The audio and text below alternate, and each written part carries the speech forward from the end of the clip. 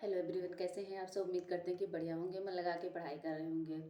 Guys, आज की जो वीडियो है उस पे है कि मैं आप लोगों के साथ ये शेयर करना चाहूँगी कि जो मैंने, जैसा कि आप लोगों को जो कल वीडियो मैंने डाली थी उस पर बता दिया था कि मतलब मैंने जो हिंदी साहित्य के इतिहास का काल विभाजन है, जैसे आदिकाल, भक्तिकाल, रीतिकाल और आधुनिक काल, उसको कैसे तैयार किया था। और इसके बाद आज बात आती है कि गद्य विधाएं, जैसे कहानी हुआ, निबंध हुआ, उपन्यास हुआ, इसको मैंने किस तरीके से तैयार किया था। तो सबसे पहले मैंने कहानी और उपन्यास, ये जो जितनी गद्य विधाएं हैं वो मैंने सबसे पहले, जैसे आप लोगों से बताया था कि सरस्वती पांडे और गोविंद पांडे से ही पढ़े थे। तो ये बुक आप देख सकते हैं, पास से दे देखिए, ये है सरस्वती पांडे और गोविंद पांडे की बुक। इसमें से ही मैंने सबसे पहले गद्य विधाएं पढ़ना शुरू किया था। तो जब मैं पहले गद्य विधाएं पढ़ती तो किस तरीके से पढ़ती थी, जैसे मैंने पहले जो हमको पढ़ना होता था तो उसको सबसे पहले एक बार में एक तरफ से पढ़ते हुए चली गई थी गद्य विधाएं, लेकिन उस टाइम ज़्यादा समझ में नहीं आया था, थोड़ा बहुत कुछ समझ में आया। और उसके बाद क्या किया, जब मतलब दोबारा से मैंने जब गद्य विधाएं पढ़ना शुरू की तो वो गद्य विधाओं को मैं एक कहानी या किसी से जोड़ करके पढ़ती थी।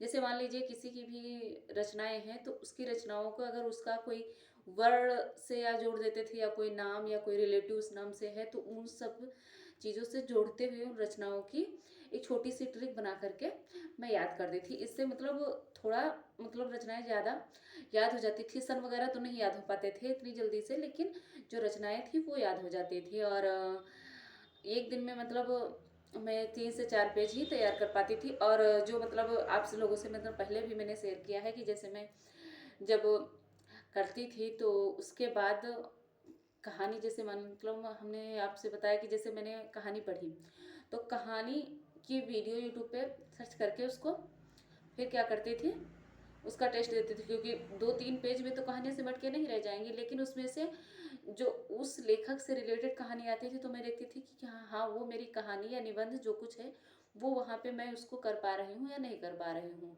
तो कहानियों को मैं मतलब किसी कहानी हो या निबंध हो या उपन्यास हो, मैं एक दूसरे से जोड़ करके ही पढ़ती थी। उसका कोई अक्षर से जोड़ दिया या मतलब नाम वगैरह से जोड़ दिया। जैसे मैं आपको बताऊँ, यहाँ पे आप देखेंगे ये क्या खुला है, उपन्यास।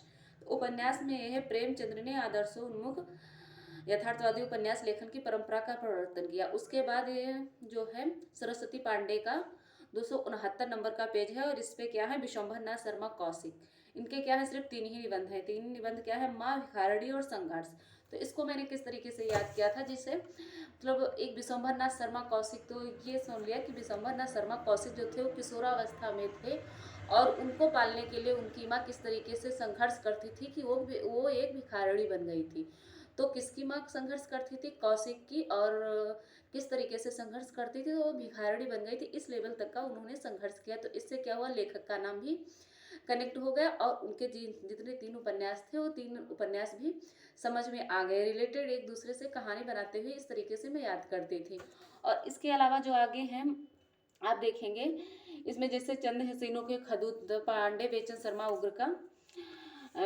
उग्र का है ये उपन्यास, चंद हसीनों के खदूत, दिल्ली का दलाल, बुधवा की बेटी, शराबी और सरकार तुम्हारी आंखों में। तो मैं इनको इस तरीके से मतलब इनको रिलेट करती थी। जैसे बेचन शर्मा उग्र जो है, उग्र मतलब बहुत ज़्यादा उदंड हो गए। किस टाइम पे उदंड हुए थे, जब वो शराबी बन गए थे। तो वो क्या करते हैं, शराबी इंसान जब हो जाता है तो उसको किसी न किसी तरीके से पैसे वगैरह चाहिए होता, तो दिल्ली में दलाली करने लगे। इस तरीके से मैं एक दूसरे से कनेक्ट करते हुए रचनाएं याद करती थी। तो एक बार में नहीं याद हुआ, एक बार ऐसे ही पढ़ लिया, उसके बाद दोबारा इस तरीके से कनेक्ट करते हुए पढ़ा, तो उसमें से कुछ जो रचनाएं थी वो याद हो गई। फिर मतलब धीरे धीरे करके इसी तरीके से पढ़ते पढ़ते मैंने रचनाएं तैयार की। और सबसे पहले मैंने गद्य जो लेखन मतलब जो गद्य का पोर्शन है वो सरस्वती पांडे ही, गोविंद पांडे से ही तैयार किया था। क्योंकि जब मतलब मैंने शुरुआत में तैयारी करना शुरू किया था तो मतलब मैं, जैसा कि आप लोगों को बताया कि यूथ का सॉल्व पेपर एक तरफ से पढ़ी थी, लेकिन जो मतलब मेरा मेन कॉन्फिडेंस आया था कि नहीं अब मुझे तैयार होने लगा, वो मेरा सरस्वती पांडे और गोविंद पांडे से ही आया था। तो हिंदी साहित्य का इतिहास वहाँ से तैयार किया था। तो मुझे अंदर से लगता था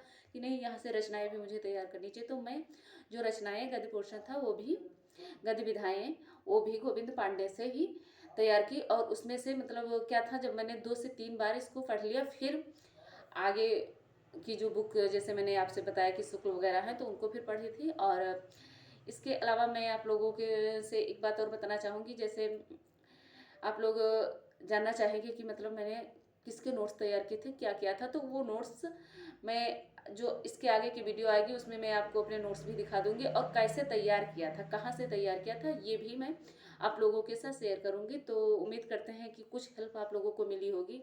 ये मेरा एक अनुभव था कि मैंने किस तरीके से गद्य विधाएं तैयार की थी, जो आप लोगों के साथ शेयर किया। और अगर किसी भी तरीके का कोई प्रश्न है तो आप लोग कमेंट बॉक्स में बताइएगा, मैं उसका उत्तर आप लोगों को ज़रूर दूंगी। और जैसा कि मतलब कई कमेंट आप लोग करते हैं कि बुक लिस्ट, तो मतलब मैंने जितनी बुक पढ़ी थी वो सारी बुकें कल के वीडियो में बता दी थी कि मैंने यहाँ यहाँ से तैयारी की थी। तो मेरे पास बहुत ज़्यादा बुक्स नहीं है, एक वासुदेव नंदन और एक सरस्वती पांडे, गोविंद पांडे और आचार्य रामचंद्र शुक्ल का है, एक हिंदी साहित्य का इतिहास, और क्या है, यूथ का सॉल्व पेपर है। इसके अलावा मेरे पास और कोई बुक नहीं है। तो मैंने इन्हीं बुक से तैयारी की थी, बाकी मेरे नोट्स हैं उनको मैंने तैयार किया था। तो नोट्स पे कल वीडियो बनाऊंगी, अगली वीडियो उसी पे आएगी। तो उम्मीद करते हैं कि आप लोगों को वीडियो पसंद आई होगी।